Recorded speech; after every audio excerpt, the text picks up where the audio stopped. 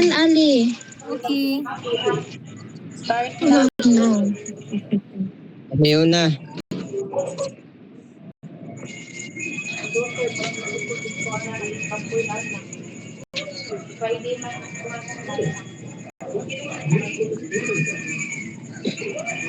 Naka-screen record na, Dani?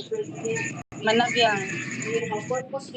Ah, no need naman na prayer, no? Or need? Pag-prayer lang. Kasi, James, ikay prayer, B.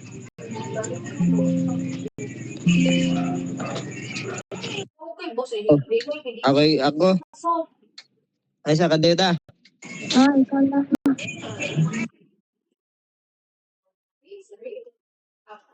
Dili mo na ako.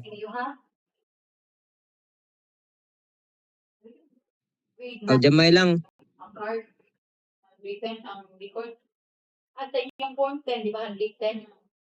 Ikaw na lang din. Sige kami lang gipili. Okay raman ako. Kinsa raman ko. Kaan pakatahi ba? Angel of God. Sabo ka, Kayla?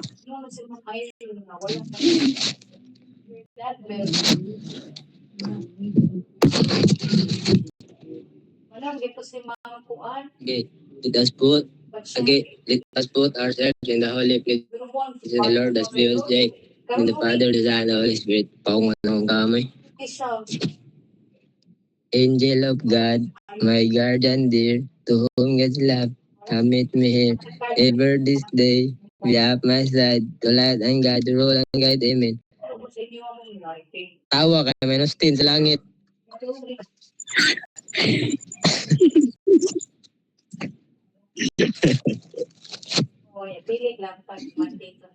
Yeah, hindi uno. Okay, so let's start our reporting now. So our topic is the Pigafetta's first voyage and Agoncillo's revolt of masses. So we're going to give you the gist of the book or the overview of the book. So let's go first to the summary of Pigafetta's accounts. So here we have the Chronicles Magellan's voyage around the world. So this expedition of Magellan is considered as one of the first expedition that happened in the history because their ship is also kanang one of the few ships that nakaagi og Pacific Ocean. So maunang they did the expedition in the first place is because kanang they wanted to find spices, but at the same time for Pigafetta, it is not just a mere expedition for him. So it was a divine expedition for him, wanting to spread Christianity to the country wherever they're going to kanang kuan land. Next is the Strait of Magellan and Pacific crossing. So after several months of sailing across the sea, they were actually kanang having difficulties in finding a way kung asa sila moagi, no, or to find an island nga pwede sila munaog. But siguro at the end of the day kanang nakafind ra pud sila way, no, and then they niagi sila sa strait sa at the tip of the South America going to the Pacific Ocean. So that strait is now called the Strait of Magellan. And then after nila makaagi sa Strait of Magellan, cross na sila sa Pacific Ocean.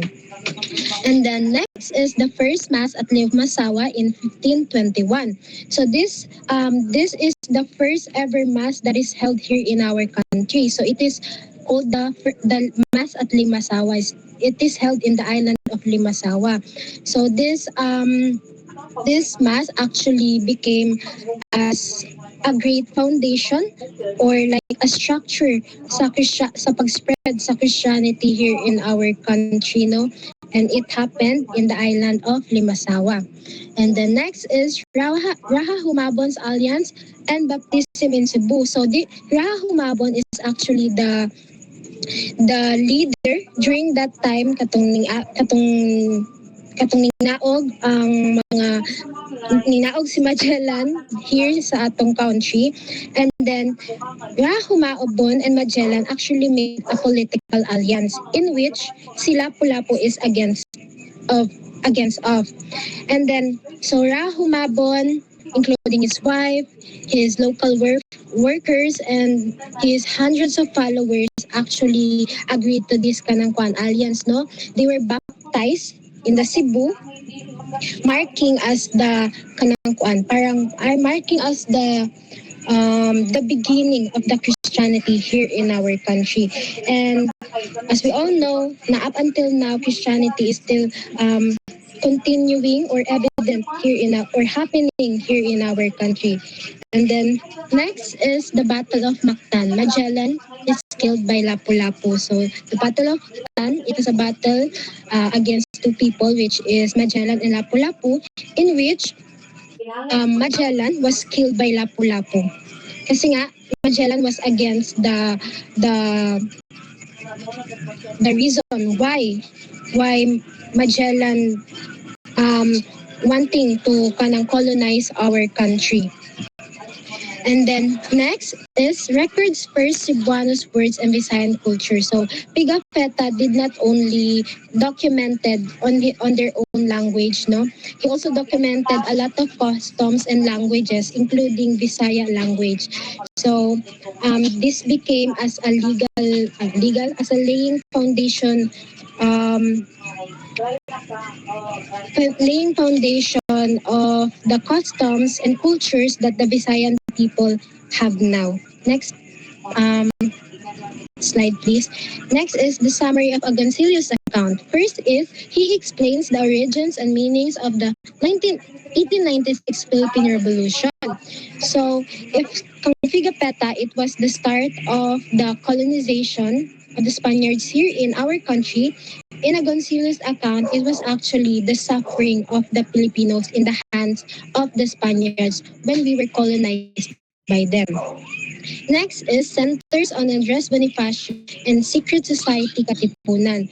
So, on that book, he highlights the leadership of Andres Bonifacio to the Katipuners. As we all know naman that it was the Katipunan or the KKK organization that led us to the independence that we are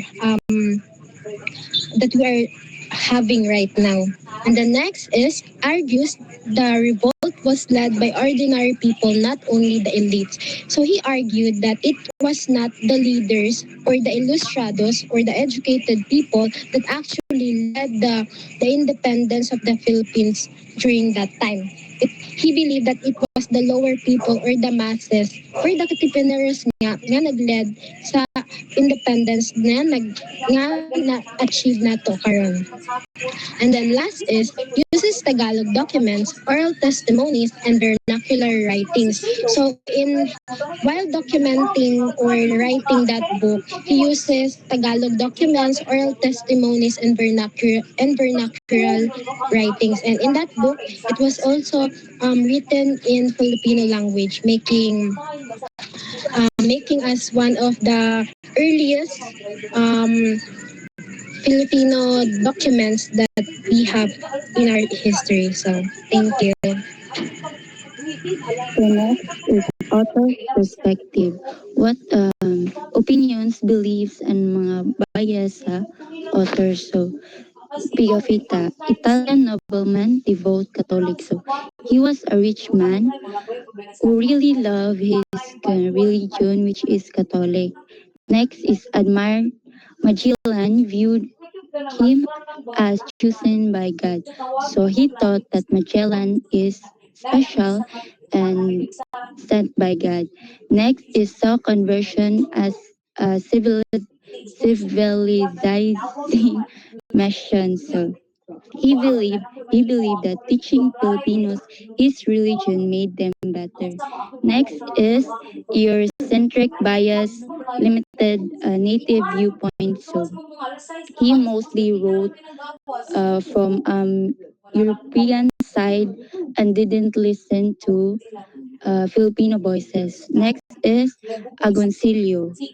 First bullet is nationalist historian writing from a Filipino point of view. Pigafetta is only in the side of European, while Agoncillo is from a Filipino side. Next is elevates Bonifacio and the masses as key actors. So he showed Bonifacio and the ordinary people as the true heroes. Next is challenges colonial and elite-centered narrative. So he didn't just follow or listen what rich people or colonizer said. He gave the importance of the Filipino. Next, please. Next slide. Next is historical value for the Philippines. Antonio Pigafetta's first voyage.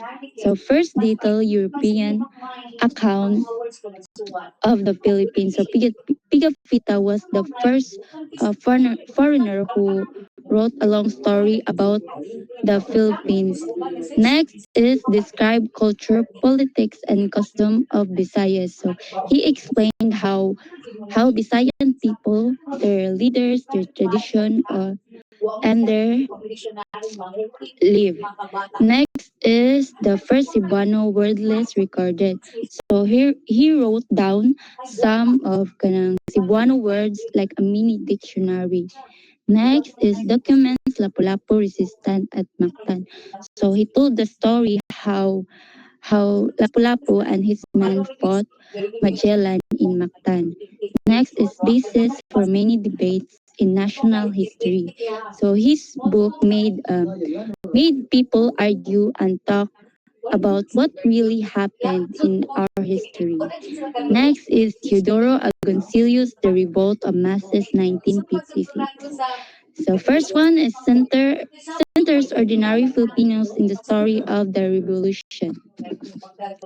This means that Agoncillo showed that simple people, not just leaders, are were also heroes in the revolution. Next is broaden the evidence based with Tagalog sources, testimonies. So Agoncillo, he used story writings from Filipino themselves, especially Tagalog. Next is resonates with post-independence themes of social justice. So his book matched the ideas of freedom and just and fairness after the Philippines became independent. So next is influenced later scholarship on class ideology and mass movements. So his works inspired more historians to study how poor people and groups fought for changes. Next.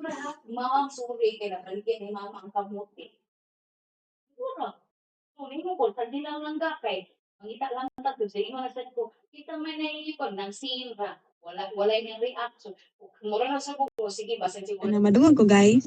Labi kay ko. Okay na guys, madungog ko. So the next is, ano lang mabasa guys, kay balik ko makita ka, PDT. So, the critic of the world. So, alita ni Antonio Pigafetta. So, his strength daw is detailed, chronological, and ethnographic, and his weaknesses is bias towards Christianity and Magellan, and also indigenous voices missing only copies of original survive. So, in Theodore Agoncillo, his strength is clear, human focused storytelling, and nationalist lens. And his weaknesses is class-based, focus, oversimplifies, and selective use of evidence. So, balik ni si Pigafetta daw is usa siya ka European outsider in 1521. So, kaya isa nag-report ako. So, usa daw siya ka European. Then, European outsider in 1521. So strong po ang iyang work because kanang yung na-describe bitaw niya ang kanang people, events ug ang culture. Then siya po ang first contact nga kanang katong struggle pag bitaw ang mga kanang mga Pilipino about ato sa colonization. Then, ang nakakuha lang yun saya is kanang bias niya kay gina-admire niya si Magellan ug ang mga Christianity.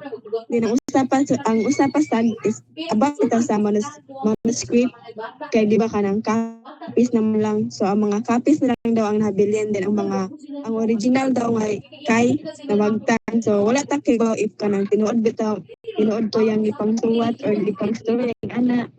So, ano po about me, Agoncillo is a Filipino historian in 1956. So, sa about niya is naghatod sa mga ordinary people. Wala siya gapokus sa kanang mga taas-taas nga mga tao. Then, in short, ana is gina-highlight niya ang people who struggling to end the colonization. Then, ang nakakuha lang yun sayang, ang naka-witnesses niya is kanang for me bitaw siya ga-focus sa class nga kanang oversimplifies the revolution. Then ang kwan po na kay siya ang story about the revolution. Then siya po ang record sa mga Pilipino while struggling with ang mga Filipino to end the colonization. Then and also kanang ang nakakuha lang yun niya kay one-sided bitaw siya. Dili one-sided kanang basta kanang sayang mga work kay kanang gina-choose niya ang mga kanang evidence nga kanang ma-fit ra sa iyang view. Then next ano siya.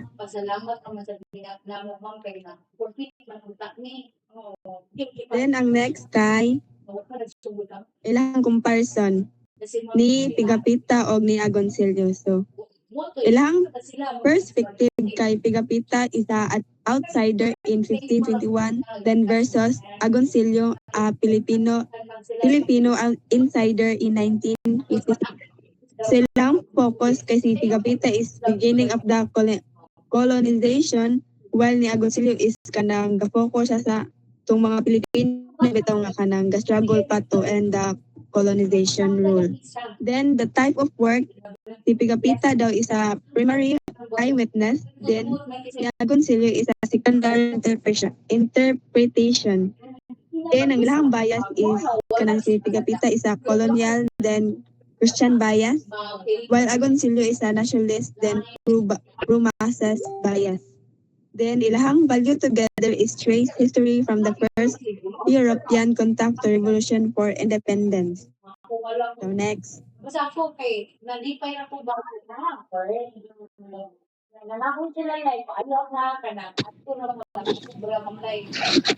So, next, Alicia.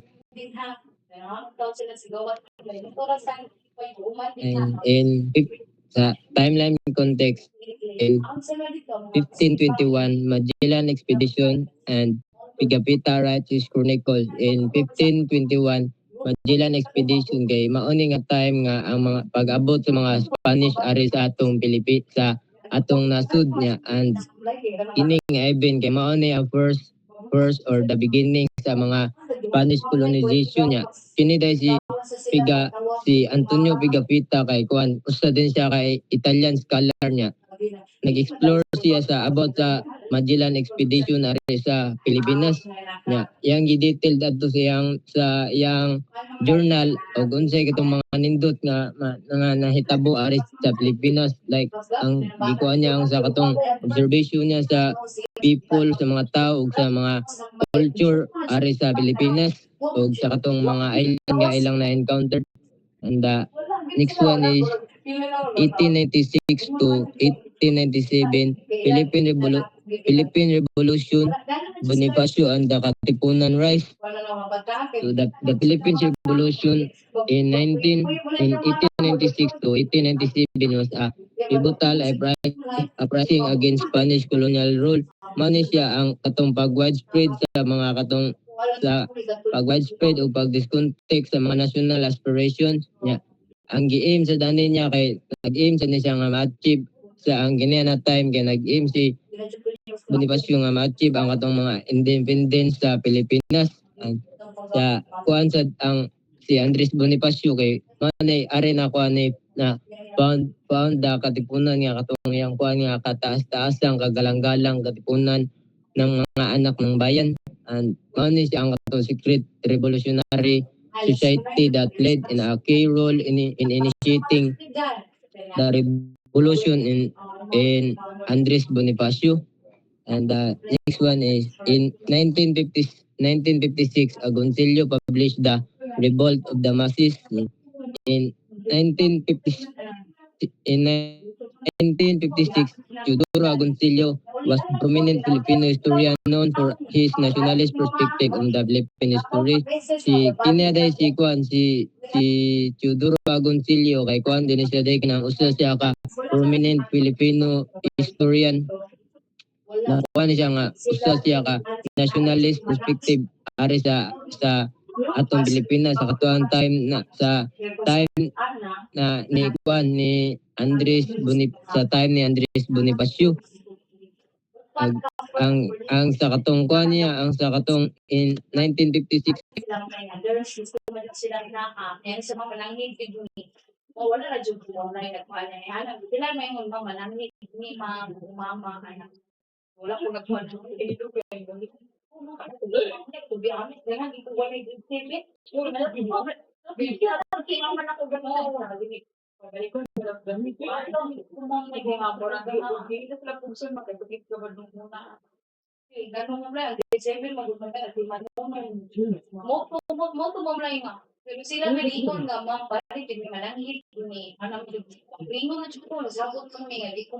sa